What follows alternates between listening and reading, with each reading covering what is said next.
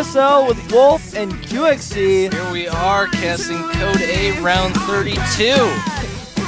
Yes. Yes. And what is our next match? I don't know, man. I think there's this awesome guy playing. He's kind of big and tall. He's on the team FXO. You may know him as Chef. Wait, no, that's next. Oh, that's actually not what we... That's not the second set. Later. I'm actually completely wrong. That's later.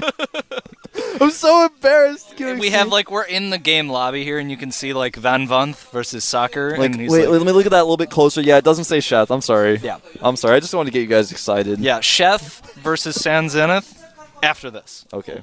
Actually, an interesting note about all of our matches today, there's at least one Protoss in every single one. Yep. So we are going to have vanvanth, otherwise known as Bonbons, playing against SocceR, who's on the team We Made Fox. A lot of people haven't really seen this guy yet, but I'm kind of curious to see how he's going to do in this PvP. PvP is a matchup that was almost figured out, and then Blizzard changed everything, and now everything's different. Oh, with the Warp Gate. Yeah, change. the Warp Gate changed, the Archon change, everything. So that is vanvanth. he has a great usage of gateway units and tries to win. Is that like a good thing? Is that a good trade or a bad That trade? almost sounds like in subtitles here, I expect to see, like, always goes DTs. Or, like, doesn't make nothing. Whoa, that sounds insane. Only makes Colossus.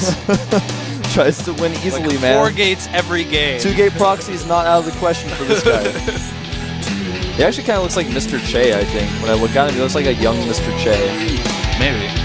I don't remember what Mr. Che is. Someone out there sees The last time I saw Mr. Che was when I was rollerblading and we got lost. Yes. And we saw you guys at the bar randomly. Yeah, that was quite random. That was very random. And here we have SocceR. Good crisis management, So we has might- limited builds. So we might see some weird positions here, maybe some base trades, and maybe the same build every game. Is that what limited builds means? Well, I think maybe what the tooltips, they're getting more and more interesting, QXC, because first they were just talking about who they were. Like, the one tip we got yesterday was, he's on OGS. It's like, yes, that's true. But now it's like he has limited builds. Maybe one's a pro and one's a con. Good crisis management, but has limited builds. Oh, so that would also have to do with, like, tries to win easily. Yeah, I mean, I guess that's a con. I mean, maybe. That's really interesting that they would say that, though.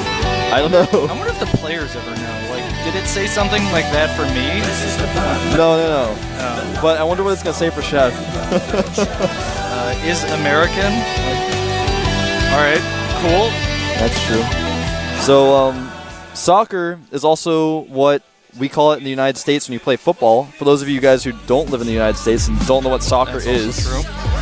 it's called football And elsewhere. here we get the map list: Crevasse, Terminus, and Dual Site. Dual Site being basically a GSO only map. It's actually being added to MLG for Anaheim though. It's good. I like everything about Dual Site except the Zelnaga Watchtowers look like warp gates. I think that's silly. But otherwise, I like it. What'd be really cool is if you build some actual warp gates next to those. Try and confuse your opponent. Yeah, it's like, how did you resize that gateway? It's like, why is that one blue? Just pick it against someone who's never played it before and, like, proxy gateways in the middle of the map, and they're like, wait, what? How did he get warp gate research so Did fast? he have 3 proxy gates? One is warped, and I don't... They're like, their mind is blown. Like, back home, the probes have all stopped mining. They're like, you're so bad. Like, they're trying to advise him and stuff. Well, the first map is going to be Crevasse, which is actually a really interesting map for PvP because in Crevasse normally... The sign says this commentary is trivial, in case you were wondering. And that Well, was we should Slog. start adding some more trivia to our commentary. But that's not the sense of... Oh, and the game is starting. 7, 6... Yeah. But that's not the sense of that the trivial means. I It's know. like something that's easy. I know, but we should just... Oh, you're just saying we need trivia. We should just make it You hilarious. want some trivia. And there goes FXO. You see them back there's there. FX, all of FXO. They're all just walking behind us. They're behind us, man. And here is the game. So I'm going to wait, because we have to do yeah, the wait game until start. you see the little intro. It says GSL and all Right. that stuff. And then we then do... And I'm then like we teaching talk. you here on air. It's not even weird for you though. You're not even embarrassed. Why would I be embarrassed? Why would I know this? QXC, a man of no fears. Except He losing. jumps over cars. I Oh, don't he like gets a little losing. nervous about losing. That's true. I really don't like losing. All right, we're jumping into it.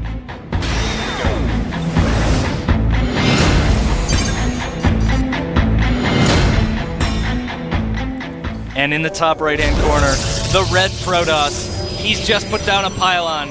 His name is vanvanth. You did it again, QXC. You're not supposed to say the name. God, I'm so sorry. I'm so used to saying people's names. So, Bamba. I'll get it next time.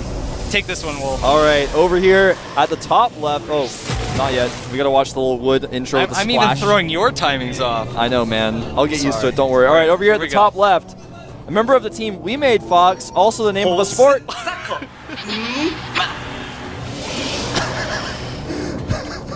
And soccer.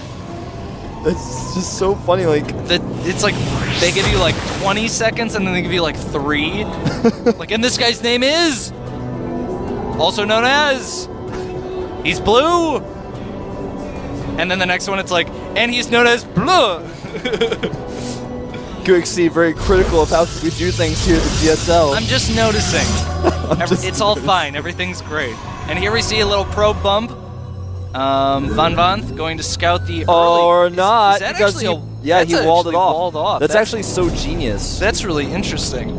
But vanvanth, who is the earlier? One of them has an early gateway, so I think that's actually vanvanth has the very early gateway and getting the very early cybernetic score. And so what do you think? This is a Nexus. He's making a Nexus. This is ridiculous, actually, QXC. He's going to take the backdoor expansion. You can't actually normally do this in PvP. Okay, so what I was going to say before the game started, this countdown started, I wanted to mention that in this matchup, or on this map rather, normally in most other matchups you see very quick Nexus because you can. On this map though, it's a very wide ramp, and it's PvP. If your opponent 4-gates you and you're not prepared for that, you just die. And if your opponent tries to make sentries, all you have to do is break down the rocks and you have a huge ramp. It's really easy to 4-gate. But he is going to make a forge and have to make cannons. Sometimes you can get away with this. And in fact, I've seen games in the TSL where players, I think it might have been Naniwa who did this. Some process in PvP were able to somehow take that backdoor expansion, but I don't know. This is going to be pretty tough. So does this, basically the way I'm seeing this game play out is SocceR fast expands. He's going to have to throw down a bunch of cannons, and he's also going to basically use all of his chrono boosts on cybernetics and just start throwing down gateways and getting as many as he can. Yeah. And what's interesting about this as well is that if vanvanth tries to attack this, he's going to get a little bit behind. He's going to go 4-gate instead of making a Nexus. Now, the interesting thing is he can try to force a lot of cannons, and then once all the cannons are made, he can just make a Nexus, and then he's got his own expansion, but he hasn't invested in all of that defense. So it's going to be... Wait. Did they see it on this one? There we do see it. He is proxying a robotics facility, so I'm thinking we're going to see a warp prism. We most likely will. Or at the very least an observer. You can try to warp in onto the high ground and warp into the backdoor expansion that way. So, you know, either an observer or a warp prism. Warp prism has dual functionality, obviously. You can, you know, use it to transport units up. You can warp in units there as well as grant vision. And I think he's starting to kind of realize what's going on. He sees a lot of warp-ins there at the top. He saw the forge, so he knows, you know, he knows the wall. He basically knows all you have to do is get units into the inside of your base, and then what are you going to do? Hide behind your cannons? Yeah. And I actually think this is going to be a very fast game here. I don't see how SocceR is going to be able to hold off a warp prism and 4-gate inside his main. Yeah, I don't think so either. I know, getting a little too close to those cannons. Takes a little bit too much damage, more than he would like for sure. Does SocceR have cannons anywhere else? Nope, he doesn't. He only has them at the front, and that warp prism that you were talking about is being made, and he's gonna ferry those units up onto the high ground. And once he's inside, he can just do whatever he wants, just avoid the cannons, and that's exactly what he's gonna do. There goes the warp prism up there. His opponent doesn't really have any time to react to this. Huge. They can warp in units. Yeah, and this is going to be really hard for SocceR to defend. I'm a little confused right now because this seems like the most logical counter to the strategy that SocceR is doing. Sometimes you see players try to do forge expands on Shakura's plateau in this matchup as well, and I do the exact same thing. You just get a warp prism, or you even get an observer and just warp units into the back of your opponent's base, and then you just get so ahead. And even with that warp prism there, it's going to allow him to pick up weak stalkers as well if he wants to. Could he get the warp prism, that would actually be pretty important. And he does not get the warp prism. The Nexus is going to go down, and all of a sudden those 6 cannons at his front look a little silly. They do look a little bit silly. And again, though, vanvanth is not making a Nexus back at home. He's just simply going to try to end the game with this attack. He has to avoid those cannons, so that's going to make it very awkward for him to engage here. But most likely he's just going to attack the probes instead, avoiding the stalkers and chase the stalkers back to the cannons, rinse and repeat. And I don't see a way for SocceR to really hold on here. Yeah, this is looking really bad for SocceR, and I've gotta wonder, like, what were people doing to SocceR when he was practicing this build at home? Well, you got to remember that SocceR's on the team we made Fox and just doesn't have a lot of practice partners to work with. So most likely he's just tried this, against other teams' practice partners. Maybe he hasn't even tried it that much at all. But that's it. That's GG. GG. That's it. And sometimes that happens if you don't have a lot of dedicated practice partners who really analyze your build and figure out the weaknesses. He could have done that 20 times on ladder, and maybe it worked. Well, no, ladder doesn't have crevasse. That's true. Yeah, I was going to say that same thing, and then I realized the exact same thing. Oh, there is no crevasse on ladder. vanvanth, I looked at him just there after the game ended at his booth, and he looked extremely nervous, almost as if he was like, if I didn't realize what was going on fast enough, that could have gone really badly for me, but I immediately just made the robotics like right there and went for it. For example, if his opponent had positioned, if he had like 3 stalkers, he had 2 right when the warp prism came in.